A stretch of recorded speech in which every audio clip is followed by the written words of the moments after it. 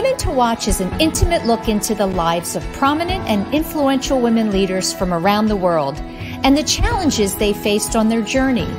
It's the real story behind her title. Join us every week to hear more stories about women from around the world and in your own communities at womentowatch.net. Do you stream on a Roku, Fire Stick, Google TV, or Apple TV? Now you can watch 6ABC 24/7 with the 6ABC Philadelphia streaming app. For the big story on Action News, search 6ABC Philadelphia and start streaming today. Hello, everyone. Welcome back to another week of Women to Watch. I'm Sue Rocco. Thank you so much for being with me. I'm extra excited about my guest this week because she is with one of our newest Watch Team partners, Visit Philadelphia, who's going to do a weekly city watch for us. So it's going to be a great, great series of segments. And her name is Alethia Calbeck, and she's the Chief Communications Officer for Visit Philadelphia. It's also a big day because we had a first-time female mayor elected in the primary. So we'll be talking about that as well. Later in the show, be sure to stay with us during the breaks where you'll hear from our exclusive Watch team of corporate partners, bringing you news and updates from their fields and their companies as well. And always, you can find out all information about Women to Watch by visiting our website at womentowatch.net. That's women, the number 2, watch.net, N-E-T. So now I'm very honored and excited to welcome to the show, Alethia Calbeck. Hi. Hi, welcome to the show. Oh, thanks so much for having me, Susan. I'm so grateful and excited to be here with you today. Well, I'm excited to kind of dig in and, learn a little bit more about you and your life story. We've had a couple of, meetings and conversations, but I always like to get to know people better.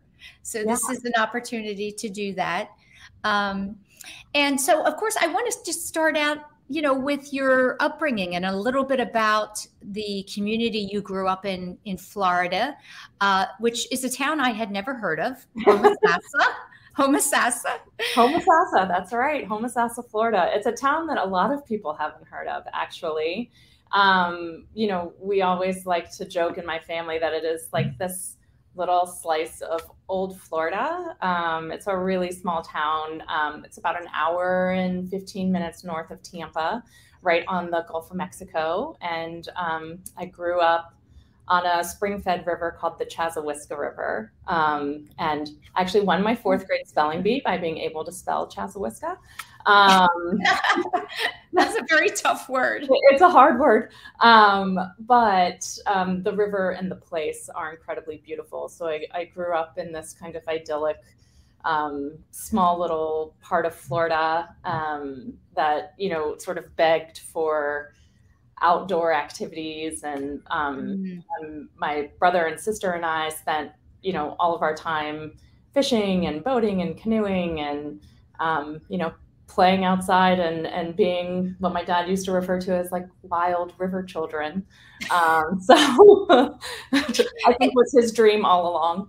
But yeah, it was a great and wonderful place to grow up and to experience. Yeah, it sounds really idyllic. We talk on the show often about, kids today spend so much time in front of screens.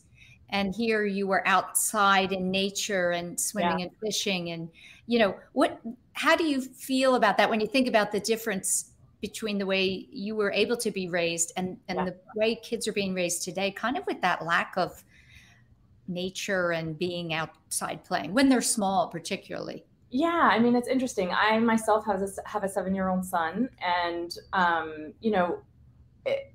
the struggle is real in terms of being able to get kids to separate from devices and be entertained and find value in, sort of beauty and nature and open spaces. But, we work really hard to make sure that our son gets out and about as much as he can. We're really fortunate in Philadelphia to have, even though we're like in this, bustling urban city, that we have so many parks and green spaces and open spaces for kids to explore and enjoy. So, you know, we live in the Mount Airy section of Philadelphia, which is just about as green as Philadelphia gets, I think. And so we're right next to the Wissahickon Wissahickon Park, and we go to Morse Arboretum all the time. And you know, so I think, you know, yes, it is hard to make sure that kids are getting sort of that outdoor experience. I think the way that I grew up is probably not, for a lot of folks, not necessarily normal, you know, in terms of the extreme outdoors experiences that we had. But I think there's value in a lot of different ways and facets of growing up. Yeah. I love that your parents still live in the house you grew up in. They so do. What's it like to go back there now that you've been and you've traveled the world a little bit and you're living in an urban setting? What's it like to go back? It's funny because I realized how both big and small it feels all at the same time. You know, this idea that I grew up in a small town, and so therefore it feels condensed or minuscule, but I actually have the opposite reaction now when I go home. Everything feels so wide open and free. And so I think it's allowed me to appreciate that place a lot more. But I was always a kid growing up. I knew that I wanted to live in a city. I never imagined that I would quite live in Philadelphia. That was a surprise, but I think that, you know, the experience of growing up in a rural community like that, it makes you question and maybe have a sense of hunger and desire to explore a little bit more. Okay. That was actually my next question. You know, I was thinking, were you this young girl thinking, I need to get out of this small little town and explore the world some more? Yeah. I absolutely had that. I really, you know, have had sort of a wanderlust kind of component to my personality for a really long time. I don't know if that would have been the case had I grown up in a big city. Would I feel the same? You know, but I also had parents who valued travel and valued experiences. And so I was able sort of at a young age to kind of see the benefit of exploring the world and understanding people from different perspectives. Yeah. Tell me about your mom and dad and their messaging for you when you were growing up. So did they encourage that? You know, we encourage you to leave here and go explore other parts of the world and, you know, dream big? For sure. I think, you know, my parents really were, I hate applying this term to them, but sometimes it fits. My parents were, I guess we could say they were hippie leaning, right? Okay. So I got a little bit of that in the photographs you shared with me. I thought they look really cool. They are very cool.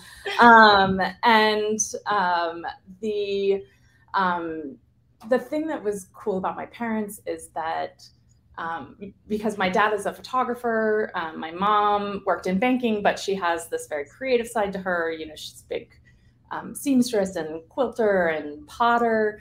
So I was sort of surrounded by these very artistic parents who I think had a pretty broad worldview and tried to instill in all of us sort of this interest in things that are beyond the physical space and the things that are just around you, to be curious and inquisitive. And I think that's also part of the travel piece, right? Is like, you're curious about other people. And so you want to go and see how they live and how they experience the world. So I think, my parents definitely played a big part in the way that I sort of wanted to experience the rest of the world around me.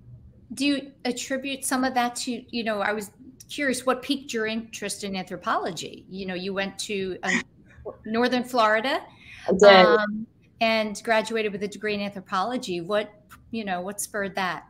It's an interesting question, because I think a lot of people ask me why did you pick cultural anthropology? And, you know, is that what you wanted to be when you grew up? And I was never a kid who knew what I wanted to be when I grew up. I didn't go into college with like a plan, like I'm going to be a biology major and then I'm going to go to med school and then I'm going to be a resident. You know, like I didn't have that kind of plan for myself. I think that's a small, I think that's a small percent that do. I would say, even from years of doing this show and talking to people, very few of us knew what we wanted to do when we were young. Yeah. So, and so I think, you know, like that, you know, picking a major in college, I always think that's like such an interesting moment in time, because how are you supposed to know when you were 17, 18 years old, you know, what you want to do, what you want to be, or where your strengths lie.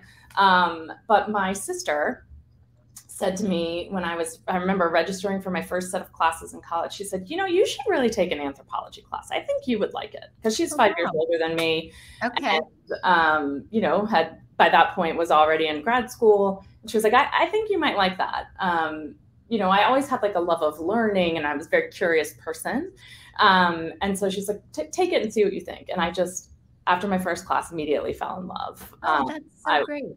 Yeah, I just thought it was such, for somebody, and I love the social sciences component of it too. And the things that I gained from sort of studying anthropology are things that I use and inform, and skill sets that I've grown, you know, over time, and in order to do the work that I do now. You know, the things that a degree in anthropology gave me were listening. You learn how to really be a very good listener. That's kind of what the core training in cultural anthropology really is listening and observing. And they call you sort of like a participant observer, but really learning and understanding how to let people talk and engage and give them the space and time to say the things that they need to say.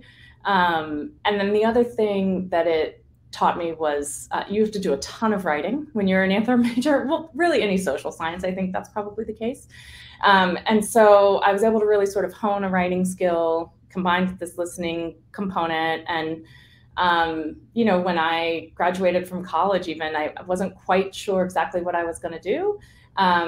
But I was able to leverage my writing skills into doing some like grant and foundation writing in the nonprofit space. And from there, I sort of progressed along. But, you know, I know that you attribute, you know, a lot of what's enabled you to kind of explore your own gifts and skills was through mentors and teachers. And tell me, what have you uncovered about yourself? And it's always evolving, you know, learning about ourselves and who we are. But what are some of the things that they opened your eyes to that you learned about yourself? Yeah, I mean, I've been really fortunate to have some amazing mentors and leaders in my life, all of whom are women, which I think is like an interesting thing. I would say maybe with the exception of my own dad.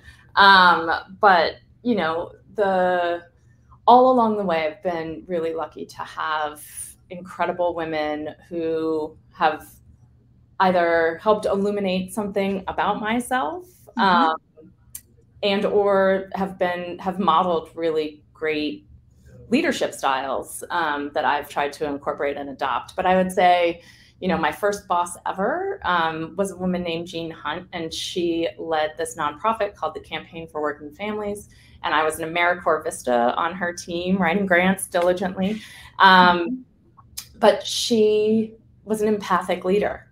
And I think coming out of college where, you know, you're really focused on sort of like doing the project and doing the thing, you don't really much think about yourself in the context of the world. And Jean really sort of modeled this thoughtful, caring, you know, empathic sort of style that I have always tried to live up to and emulate.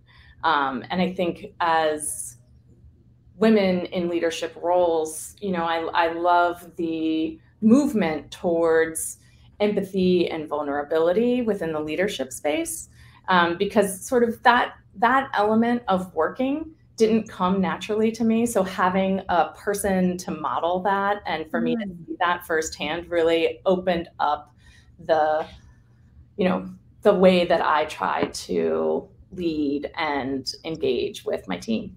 Yeah. It also wasn't a model that was, you know, years ago, leaders were the boss, right? And that was it.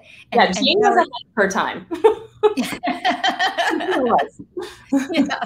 I wanted to ask you, I thought it was such a cool anecdote that you actually took a class, and Archbishop Desmond Tutu taught this class when you were a senior in college. Yeah. I guess, he's such an interesting person. Yeah. Is there one thing you remember him saying that you'll never forget?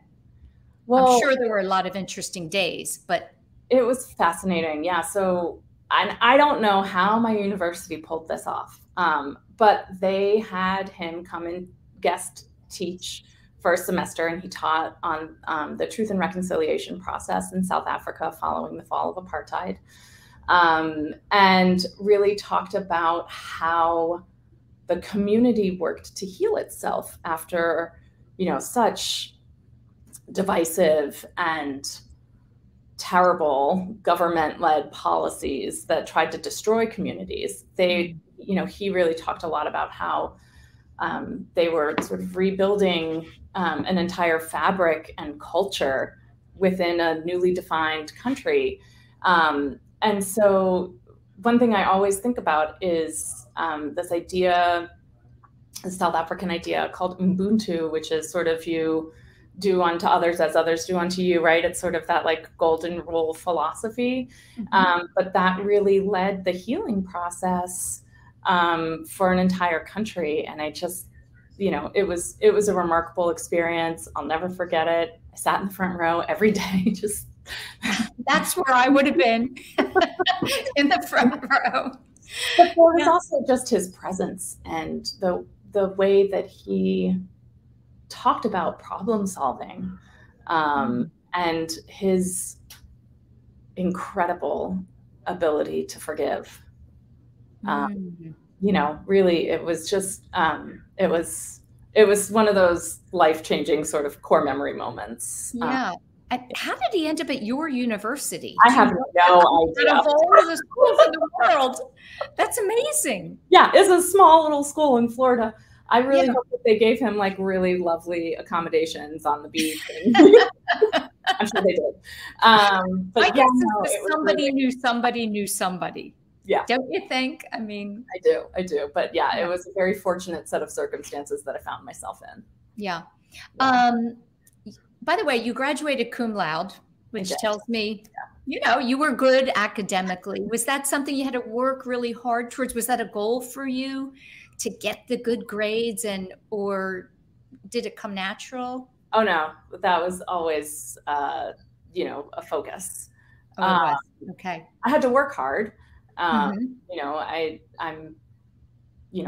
wasn't somebody who scored, exceptionally well on standardized tests. But I always knew that if I worked hard enough, and focused and prioritized learning, that I'd be okay. And that's what I did. Math is not my strong suit. What's that? I said math is not my strong suit. Oh, mine no, really, neither. I just sort of. You're a people person, right? I try. Yeah. And tell me, just what was something that was hard for you that you have overcome, or perhaps something that is still a challenge for you in life in general? Yeah, I mean, I think honestly, it was the transition from being like a really strong individual contributor on a team to being a leader of a team. I had to work really hard at that. I know a lot of people talk about, sort of having natural leadership abilities. But for me, I really had to work at, allowing people in, delegating, and supporting, and not trying to do the work myself, removing myself from the day-to-day in order to be able to support the growth and the development of the people on my team. And that took time and effort and energy and coaching, honestly, in order to be able to do what I do. And I think in the American system of working, we don't often talk about that enough, where you have somebody who's really good at the thing that they do, and everybody just automatically assumes that they can manage and lead a team. And those are very different skill sets. Yes. Yes, because there's such a fine line between, you talked about being an empathetic leader, but you have to show strength and confidence so that your team around, they feel comfortable, at the same time showing kindness. That's right. Right. So that's a balance. Yeah. Yeah. And so I think it's really interesting the way that we accelerate careers within our sort of hierarchical structures. And it's always, I've been really lucky to have other leaders in the past who were willing to invest in me and saw something in me to help me grow. Yeah. And so that leadership training and component was a big part of that for me. Yeah, it's so interesting. It's often the case someone else has to see it and show it to us, and for us to see it ourselves. Yeah. It's very common. Yeah. We're going to go into our first break. Stay with us for our exclusive Watch Team segments, and we'll be back with Alethia Calbeck, Chief Communication Officer for Visit Philadelphia. We'll be right back. It's the #1 news at 10 p.m. Action News on PHL 17. Join Shari Williams, Gray Hall, Deuces Rogers, and meteorologist Adam Joseph for all the big stories at a time that's right for you. Action News at 10 p.m. on PHL 17. Hey, I'm Ben. I'm Jasmine. We work at Visit Philadelphia, and this is Philly Watch. We can tell you literally everything about Philadelphia, everything that's happening right now, but I want to take it way back to 1776. Okay, Jazz is going to give us a little history lesson right now. Just a little bit. We're at Independence Hall. Ben Franklin has just signed the Declaration of Independence. He's just started our country. He's the founding father of the United States, which you could say is a big deal. I mean, that's pretty important. A little bit. But I want to tell you about my girl, Betsy. Our girl. Yes, our girl, Betsy. Betsy Ross created the American flag, which you would say is the ultimate symbol of patriotism, which I would say is an even bigger deal. I completely agree with that. Betsy is legendary. Yes. But let's fast forward now and talk about what's happening right now in our culinary scene. Okay, So you probably know Michael Solomonoff and his award-winning restaurant Zahav. Yes. Just so good. But have you heard about Amanda Schulman from Her Place Supper Club? Yeah, she's actually nominated by James Beard Foundation right now as one of the top emerging chefs in the country. I'm not surprised. Yeah, me neither. She's just taking the culinary scene by storm. Yeah, and you can't talk about Philadelphia without talking about the art. Thousands of people come here every year to go to the Philadelphia Museum of Art, and they all want to run those steps like Rocky. Oh, are you running those steps like Rocky? Absolutely not running those steps like Rocky. I don't do cardio, but I do walk the streets of our city because our neighborhoods are filled with so much art. And I love that I'm able to see all of this beauty thanks to all of the street artists like Amberella. Oh, yes. Okay, so what you're telling me is people should come for Ben but stay for Betsy? Yes. Okay, come for Solomonoff but stay for Schulman. Absolutely. And of course, come for the iconic PMA because you have to do that, but stay and explore the art by Amberella? Yeah, without a doubt. Oh my God. Okay, so you're starting to get our point here. From the very beginning in Philadelphia, we've had so many trailblazing women, and we at Visit Philadelphia, we value and we know how important they are and the hard work that it took for them to get to where they are. So I'm so excited to spotlight them. We are beyond excited that every week we're going to be able to tell you about all of the game-changing women that are breaking barriers in our destination. And it's from the lens of women, aka me and Jazz, yes, for women. So tune in every week and expect the unexpected. Hi, everyone, and welcome back to the show. I'm speaking with Alethia Calbeck, the Chief Communication Officer for Visit Philadelphia, which is one of our newest partners. I'm very, very excited about that. So what brought you to Philadelphia? I wish it was a more interesting story. Actually, it is an interesting story. My husband, we went to college together, and he's one of those Philly guys, one of those guys who just loves this city, loves this place. And when I was in college, I had never even been to Philadelphia before. So in 1999, which is when we started dating, I came to Philly for the first time, and I loved it. I had never really spent much time in the Northeast. And I remember sort of exploring the city with him, going from neighborhood to neighborhood, and just thinking about how many different people I saw, like block to block, and was sort of blown away by the diversity of the city and by its its just general presence. I don't know, I loved it. And we kept dating. And then when I graduated from college, he graduated a year ahead of me, so he moved back to Philly. We dated long distance. And then when I graduated, after traveling for a little while, I moved here. Okay. Was he actually born and raised in the city or out in the suburbs? He grew up in Mount Airy. Oh, in Mount Airy. Okay. Now. Yeah. Yeah. It's a beautiful, I love the homes in that section of Philadelphia. They're so grand and, beautiful architecture, and a great spot to be close enough to the city, but have that suburban feel. Yeah. At one time, Alethia, you worked for Aramark and internal communications. And I'm curious what the difference for you felt like in being in a corporate environment with a company like Aramark and now being with Visit Philadelphia. Yeah, well, actually, this is my second time working at Visit Philly. So I worked in Aramark in between my two stints. Oh, in between. Here. Okay. Yeah. So I came, most recently, I was at Aramark right before I came back to Visit Philadelphia. And I would say it was a wonderful experience. I didn't know what to expect from sort of being in a large multinational corporation. But I could not have been happier. And, I was really lucky to be on such a stellar corporate communications team. I learned a ton. My boss there, her name is Debbie Albert. She's their SVP of corporate communications. And she, even though we only spent a short time together, I consider her one of those women who, really sort of took the time to mentor me, to guide me. And even when I left, I held on to her and count her among, sort of one of the first people I would turn to if I needed advice, professional or otherwise.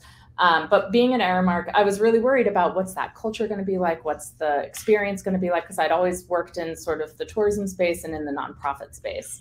But I was really pleased to find a really inclusive, welcoming, warm, diverse culture and company who really sort of puts their values out front and center and lives them every single day. So I think a lot of people in Philadelphia don't recognize the corporate gem that we have in Aramark being headquartered here, but I couldn't say enough great things about being there. And they're in a beautiful space now in that 2400 building. Gorgeous. Yeah, beautiful. When I think about your job, it's a big job and it's a lot happening all day long. It's a lot of activity and information coming in and out. I also think about the cities in general across the country today that all have similar challenges and issues that's the front page stories, right? Yeah. So what is kind of your strategy and thought process to get people for more of the good and the culture and the music and all of that to be front and center? Yeah. And the other stuff gets the front page. Yeah. I mean, there's no doubt that bad news, and bad news about most urban centers these days, leads in the headlines.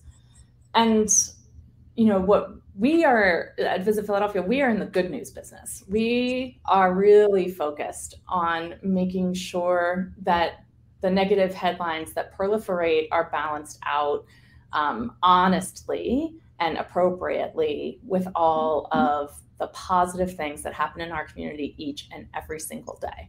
And so, our strategy is really to amplify the good news. We've worked really hard over the years to build a strong and robust social media presence. So, we work really hard to make sure that our media partners out there who we're engaging with on a daily basis are covering the positives, but then we also leverage all of our owned channels to share that information as well to help people really get a better and more honest understanding of what Philadelphia is as a destination. I'm curious what your take. This is kind of a psychological question, and since you studied anthropology, why do human beings gravitate towards, the drama that's in the news as opposed to all the wonderful things that happen, as you said, every single day? And how do we change that narrative? Yeah, I mean, if I wish I had the answer to solve that problem. It's a long-term strategy though, right? Like, correct. I think, one of the things we talk about a lot at Visit Philly is, there's this idea that Philly surprises people, right? They think they know what Philadelphia is. When they think about our city, they might have preconceived notions of crime or safety or cleanliness concerns. But then when they get here, they don't see a lot of that, right? Or they think they know what they can do. There's, Rocky cheesesteaks, Independence Hall, and all of those things are great, right? Like those are the foundation building blocks for what makes Philadelphia interesting. Right. But what they don't expect are all of the experiences that we as residents sort of know about from an insider perspective. They don't expect to see things like the Magic Gardens, or that you can walk from neighborhood to neighborhood, or that Philadelphia has 2 waterfronts. They don't expect those things. And so we do a really good job of surprising and delighting visitors. Oh, I love that. That's just by the nature of what Philadelphia is. Yes. And I would also argue how Philadelphians ourselves sort of project and talk about our city sometimes, right? And so I think we work really hard to make sure that not only do the people who live here feel good about the place that they live, that they have that civic pride, but that when visitors do come, they see enough to want to come back. And we know that they do. In Philadelphia, it's something like 79% of our visitors are return visitors. That's awesome. That is 25 points higher than the national average. Wow. And we think that indicates exactly what we've been talking about, which is people they underestimate us, right? Like we love that's underdog mentality, right? Like that's kind of who we are. Yes. They underestimate us and they get here and they start doing things. And then they realize like, oh my God, that I'm missing X, Y, and Z. I'm going to have to come back. And then they do. And so really our tourism infrastructure helps to support that. We are a place that you can come time and time again and have a different experience every single time you come. I love that because I also think it's a very manageable city. So, when I go to New York, my daughter lives in New York. When I go there, it's a whole different feel and it's just a lot. Yeah. I love New York, but and perhaps since I was born and raised in Philadelphia, I feel at home there. I do, but there is something really light and enjoyable walking through the neighborhoods, as you said, in Philadelphia, and not feeling like it's burdensome. And, you could really walk from one end to the other. Yeah. And as you said, be surprised. That's a good way that is a good strategy to be the underdog and then surprise people. Yeah, we like that, right? I mean, that classic under promise, over deliver, right? Yeah. That's what we do at the destination. Yeah. If I ask you, what's your favorite spot? Oh, what would it, do you have one that immediately you think about? Yeah, I mean, my favorite place is the Barnes Foundation. I love every single thing about it. I love the story of Dr. Barnes. I love how he was this underdog in the art world, and how he hung art in this non-traditional way. He hung it in the way he wanted to see it. So when you go there, it's like art, not in a gallery, but like the way that you would see it hung in someone's home. It's intermixed with styles, and he put things next together that he thought belonged together because for his eye, that's what he liked. Yeah. And I feel like that is such a great representation of Philadelphia in general, right? Like there are so many things that we have here that we do for ourselves because we like them. And not trying to do what everyone else is doing the same way. Yeah. Yeah. We don't really care so much about keeping up with the Joneses, right? We don't have to worry about that because we're going to chart our own path forward. And that's what I think is so interesting about the Philadelphia experience. That's why I love and appreciate the Barns. I think it's such a good example of that. And I love the combination of art and horticulture and the natural component of the Barns, just given my background. But that's my faves. We should, I made a note, I think, at the top of the show about Sherelle Parker, first woman elected in the primary to be the mayor of the city. Wow, that's a big deal in 100 years. So if I were to ask, without asking you who you voted for, if you could wave a magic wand, what's the one thing you want to see changed or implemented in the city that hopefully she'll be able to do? I would really love a focus on cleaning and greening. I think our city is so beautiful and historic, and I would love to see a concerted effort citywide for people to respect and appreciate the neighborhood that they live in, for them to respect and appreciate sort of our common spaces, and for all of us to join together and to commit to keeping our city clean, because cleanliness really does indicate a lot of other things to people, and that's not just from a visitor standpoint. That's from a resident standpoint too. Perceptions of our city. We feel good about our city when it looks good. Yes. And so I would love to see a really strong effort on cleaning and greening citywide.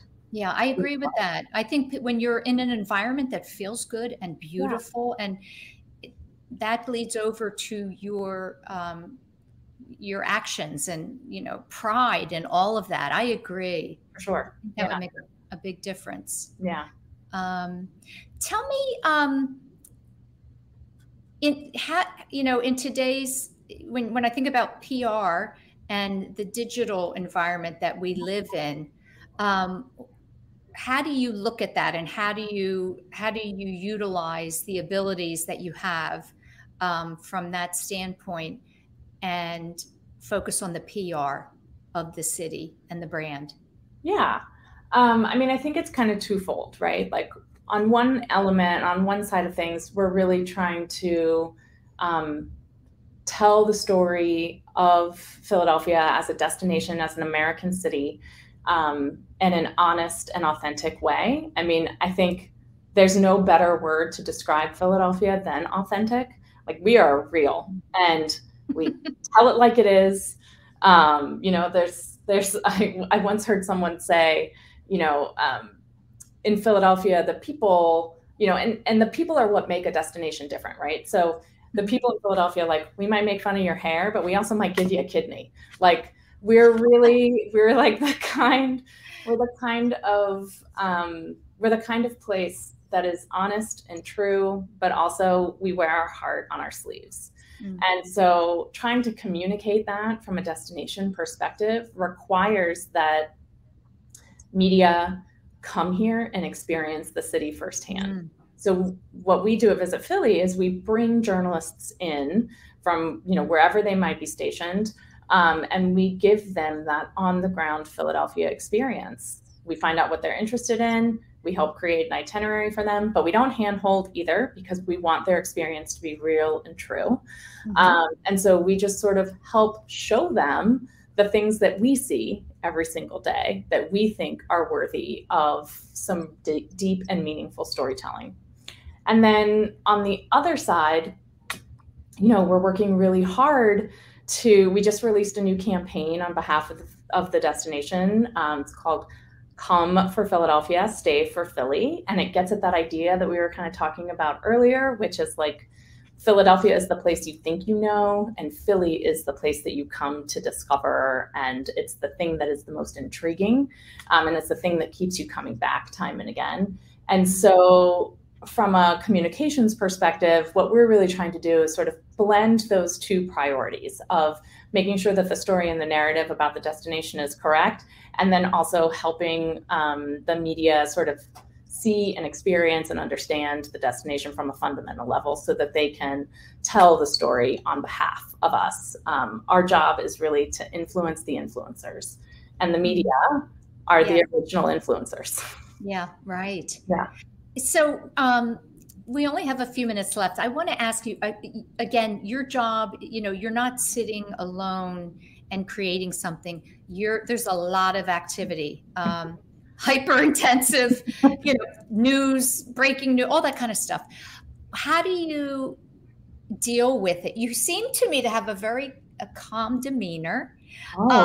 But I'm curious, how do you manage the stress, the anxiety, the worry that comes with a job like that? And being a mom, you're a mother on top of it. So that little one's always in the back of your mind, no matter, how big your job is or what you're doing. Do you have a daily mantra? Do you have something that brings you back to pull you out of those stressful moments? Yeah. I mean, one thing I always try to do is every single day, I try to take a walk in the middle of my workday just to break things up and to get outside. I don't care how cold or rainy or whatever. I mean, if it's like really raining, then I probably won't go. But I do try to take those little breaks for myself, and I will put in like noise canceling headphones and just give myself a minute. I really, I try very hard to lean into mindfulness when and where I can. I'm practicing it. I wouldn't say that I achieve that very often, but I do work really hard at that. And then I also think, my family and my friends and my personal interests outside of work help to give me the space and time I need to recover in between, pushing really hard and working really hard. And I would say the third thing is I'm also really committed to the mission and the thing that we do here. I love this city, and I believe that the work that we do really matters. And so that's also just sort of self-motivating, to rewarding, and know that I'm contributing to the greater good. Yeah, that's awesome. Yeah, I do think, when our work feels rewarding and fulfilling, then I was laughing. You used the word recover. So in order to recover from work, I go out with my friends and then I come back. Yeah. But you do love the work, and it's great. And listen, I'm excited to help promote this beautiful city and start doing some things together. So thanks so much for taking the time to tell us a little bit more about it. We're so excited to work with you guys. I am as well. Thanks so much. Stay with us for our watch team, and we'll be back. It's a new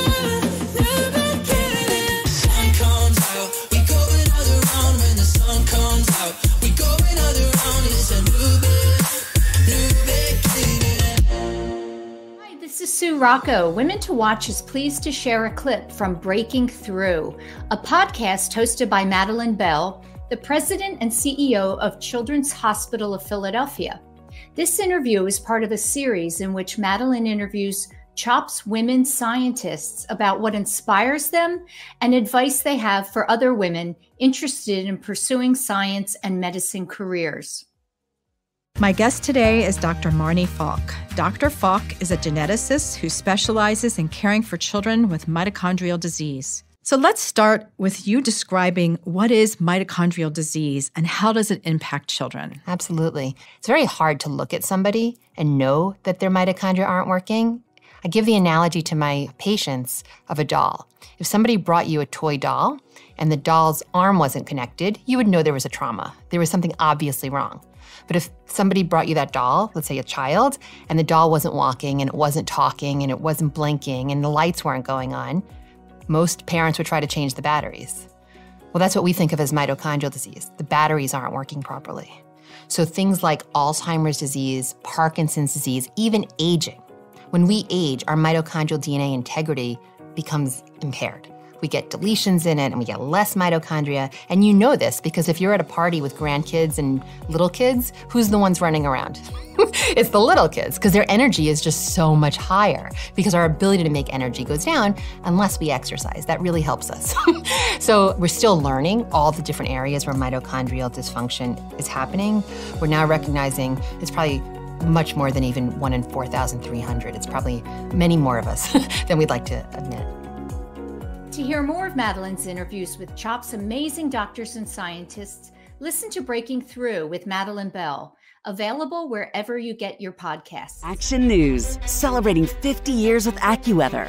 If you think severe weather has been on the rise, you are correct. In the last 3 years, tornado warnings in our region have shattered records, with 52 last year alone. Half of those warnings resulted in confirmed tornadoes, including 2 extremely rare EF3s. Thanks for always trusting us to keep you informed.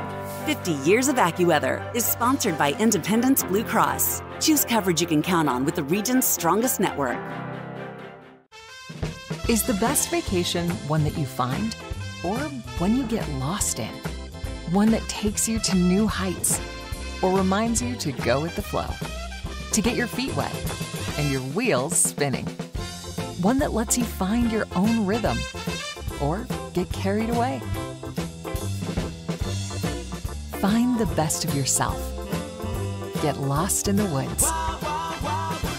Plan your stay in the Wildwoods today. From Philadelphia to the Lehigh Valley and everywhere in between. For 150 years, Penn Community Bank has been a part of your neighborhood.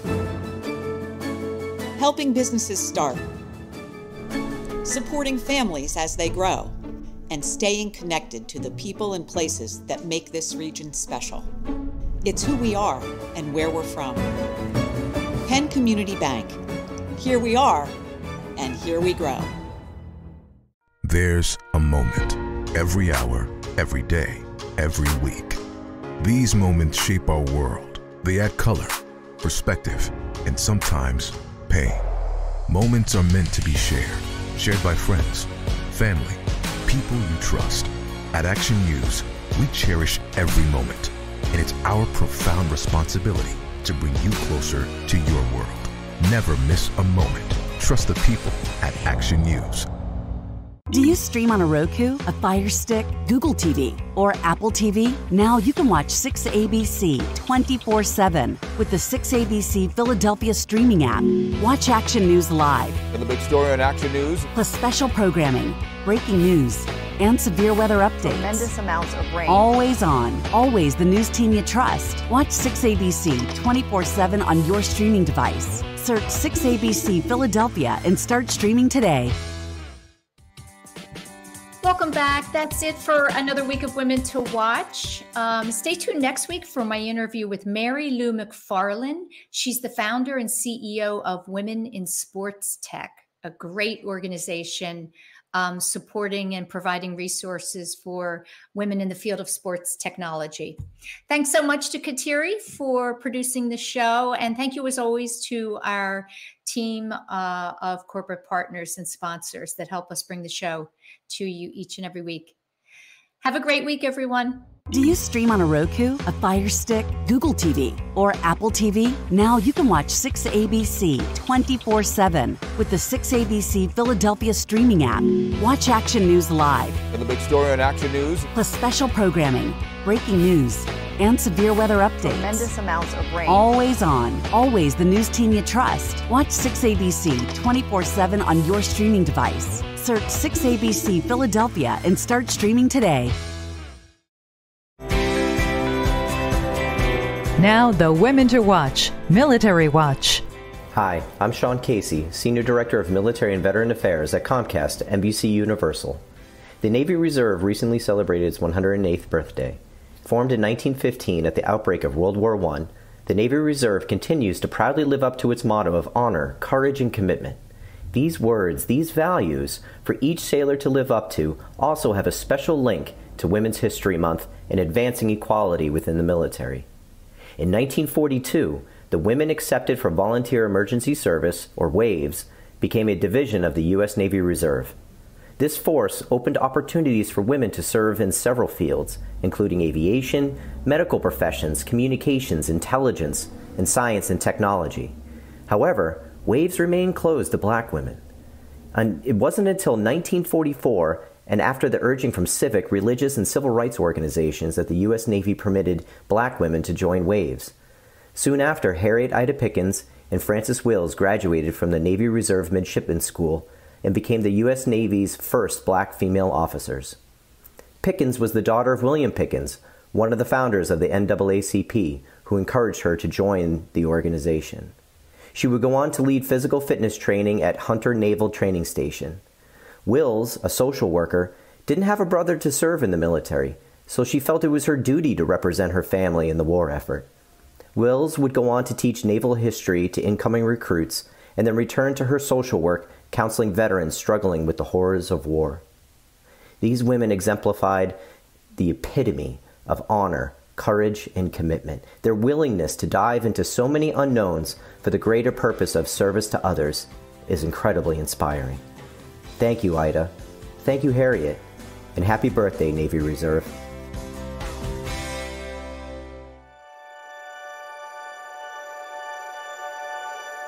We are CHOP, and we can't wait to show you around.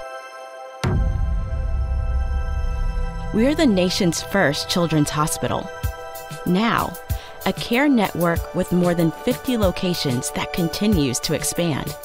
3 state-of-the-art research buildings with 1.5 million square feet of space. We have grown from 12 beds 165 years ago to nearly 600 beds and one of the best children's hospitals in the world.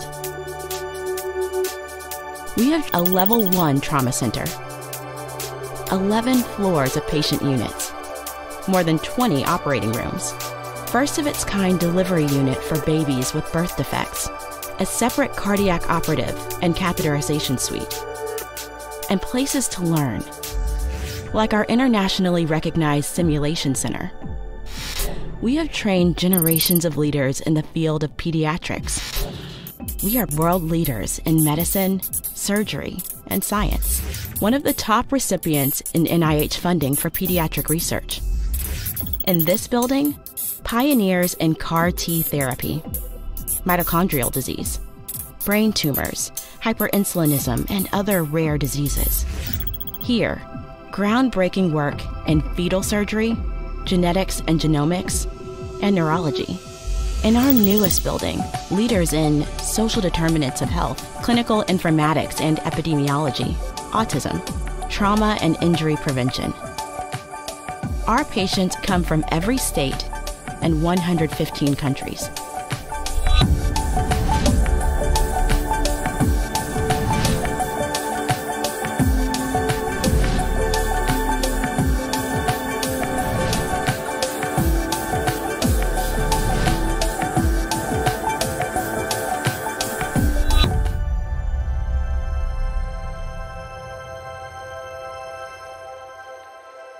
Meeting these challenges requires the best and the brightest. We are passionate about pediatrics. We are motivated to make a difference in the world and in our community. We are a team. We are CHOP.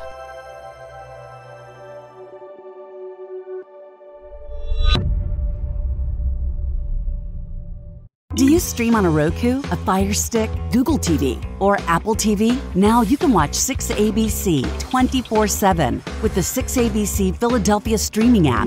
Watch Action News live. And the big story on Action News. Plus special programming, breaking news, and severe weather updates. Tremendous amounts of rain. Always on. Always the news team you trust. Watch 6ABC 24/7 on your streaming device. Search 6ABC Philadelphia and start streaming today.